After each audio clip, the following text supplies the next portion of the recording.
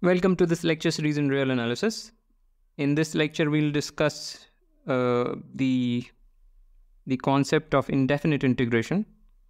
And I don't want to recall anything. Let me just say that we need to know what is integration. Last time we discussed the fundamental theorem of calculus. Today we will see another version of it, or something that has also been dubbed as fundamental theorem of calculus. So just a primer, and now let us move on.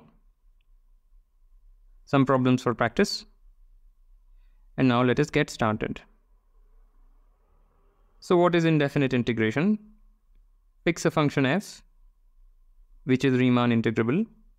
We can create a new function capital F out of it, defined in this fashion. So you choose a point x in the domain of the function f, or little f, and define capital F of x as this integral. Since f is Riemann integrable, the restriction of f to any subinterval is also Riemann integrable. So this is well defined. And pictorially, what is going on is, suppose we have a point x in the domain of little f, then all we are doing is we take this vertical slice, so to say, and just add up the area up until that slice, or find the area up until that slice. So this area, the signed area of course, is capital F of x. So this gadget of Riemann integration can create interesting new functions out of old. For instance, if little f was the function x going to 1 by x, defined on a suitable interval so that, this interval should not contain 0. So that this is well defined and bounded, and hence, since this function is continuous, hence Riemann integrable. So you can talk about capital F for such a function, but as of now it is unclear what that function is. So what I'm saying is, suppose we integrate this guy, where a is, let's say, positive and x is positive. Consider this value. What is this value? Unclear. It is a well-defined real number, but what is it? Can we say something about it? Yes, we can, but not now. Later we'll develop a lot of machinery, and then we will be able to give a description to that mysterious object.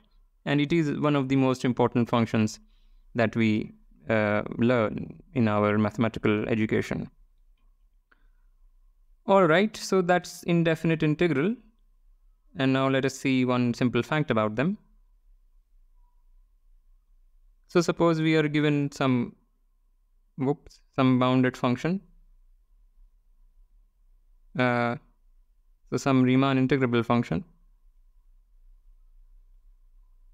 We are given a Riemann integrable function, and suppose there is a point inside the interior of the domain, or in the interior of the domain, where the function is continuous.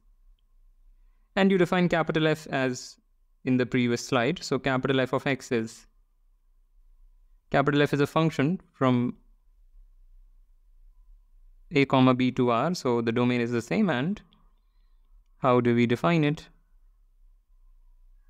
We define it this way. So then we are saying that f is differentiable at c, and its derivative is same as the function little f. Okay. So the hypothesis on f is that it is continuous at the point c. This function capital F, we are not claiming that the function capital F is differentiable everywhere or anything. We are just saying it is differentiable at the point where the function is continuous, and the derivative is same as the value of the function at that point. Okay. So let's see why, or first let us see an informal reason why. So suppose I have the point C somewhere here. So let's say this point is C. Alright. So I think I've chosen the worst possible point. Let me take it somewhere else. Let's say that is C. And what is this?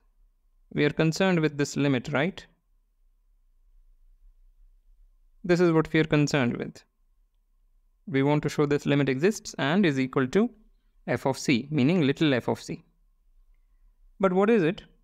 Well, this is area up until c plus h. This is area up until c.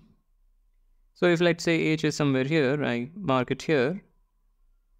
And again, a vertical slice is in order. Yep. So the numerator, I don't know why it is so shy, it was sort of scared of the figure somehow. So the numerator is what? It's this area. Assume h is positive, at least in the figure. I mean, this is c plus h, not h, c plus h. So h is this width. Okay. So yeah, so what is the numerator? The numerator is just this area. Right? And that is what we have divided by h. But that area you can approximate by this rectangle, the area of that rectangle. So this is approximately, I'm just making an informal argument, just trying to give the intuition. So this is approximately this thing times h, that is the numerator, and that divided by h. Right? So we have approximated this area by this rectangular area of this rectangle, and the area of that rectangle is nothing but this value. This much is f of c. You multiply that by the width, you get the area of the rectangle. And this, of course, is equal to f of c. So that's the informal version. But what is the formal version? Well, since f is continuous at c, we know that, so fix some epsilon greater than 0. So then we know that there exists a delta greater than 0 such that f of c plus t minus f of c is less than epsilon if t is small. Right? That's immediate from the continuity of the function at the point c. What does that say? This can be written as f of c plus t is less than f of c plus epsilon and is greater than f of c minus epsilon if this is the case. But then we can, I mean, what this shows is that this integral from c to c plus h of the function f is at most this integral of the right side from, yeah, so integral of this constant function, and similarly for the left side. So what is going on? This value is always dominated by that.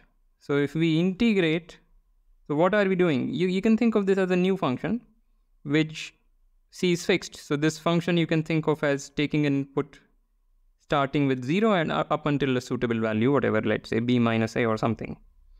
I mean, let's say it takes starting at 0 and then it goes up until somewhere, so that this is meaningful. We are integrating that function from 0 to something, but that's, I mean, one can write it like this. I hope I am able to convey the idea. But anyway, I mean, you can forget about that remark. This integral is dominated by this value simply because pointwise, for every point in this range, the value that this function takes is dominated by that.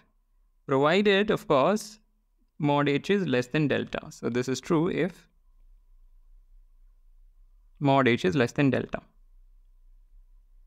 And therefore, we get what is the right side and what is the left side. The left side is nothing but f of c times h plus epsilon times h, and the left side is f of c times h minus epsilon h. Right? And we just divide everything by h. So again, this is if mod h is less than delta. So if you divide both sides by h, what do you get? You get f of c minus epsilon is less than this thing divided by h, less than f of c plus epsilon. But this thing is precisely this ratio. So we get f of c minus epsilon is less than f of c plus h minus f of c divided by h. Right, and now you can immediately show that this limit exists and is equal to f of c. So yeah, I don't want to give like too detailed a proof of it. This is, I hope, sufficient. At this point, we should be mature enough to not demand any more details than that. You can easily write the details by yourself. But the informal picture, I hope, helped. Anyway, so this, what I'm going to explain, is also dubbed as another version of the fundamental theorem of calculus. What does it say? We start with a continuous function. This is a continuous function. Then we claim that there is another continuous function, capital F, which is differentiable inside the interior of its domain. The domain of it is same as the domain of the original, and we are saying that this guy is differentiable in the interior of the domain, and its derivative agrees with that of f. Its derivative is same as f. So it is a function whose derivative is the given function. Okay? And further, how many such capital F's are there? Essentially one, right? So once you know the value of this capital F at the endpoint, you know the function, right? We are saying that once you know the value at the left endpoint, the function is then necessarily described like this. Okay? And so this we have essentially proved. If you use the previous proposition, this is immediate. You can just define your capital F. You define capital F of x as this function. Capital F then satisfies this property. So one has been proven. The one was just about existence. But now if we had two different such functions, suppose f and g were two such functions, so now we are proving the second statement. So if f had this property that this is equal to f of x for all x in the interior, and g also had that property, and they are continuous functions, meaning capital F and capital G are continuous functions which are differentiable in the interior of a comma b, and they both have this property, then you just consider their difference. This difference function f minus g, what is its derivative? Its derivative is 0 for all x in the interior, right? And then it will follow by mean value theorem that f minus g is therefore necessarily a constant function, right? If it took two different values by Lagrange's mean value theorem, its derivative would be non-zero somewhere. But we know that that's not the case. So the difference function takes only one value. F minus g cannot take two different values, because if it took two different values, this wouldn't be true by Lagrange. So this takes only one value, and therefore the difference function is a constant function, right? So the only place, the only point of difference that can happen between capital F and capital G is just by a translation. Once you know capital F, capital G is just a translation of f. You just add some particular fixed number to capital F, you will obtain the function g, some suitable fixed number. So yeah, so that's what it is, and I don't think I have anything else to say. So with that, I want to end this lecture. As usual, like, comment, share, subscribe, and I will see you next time.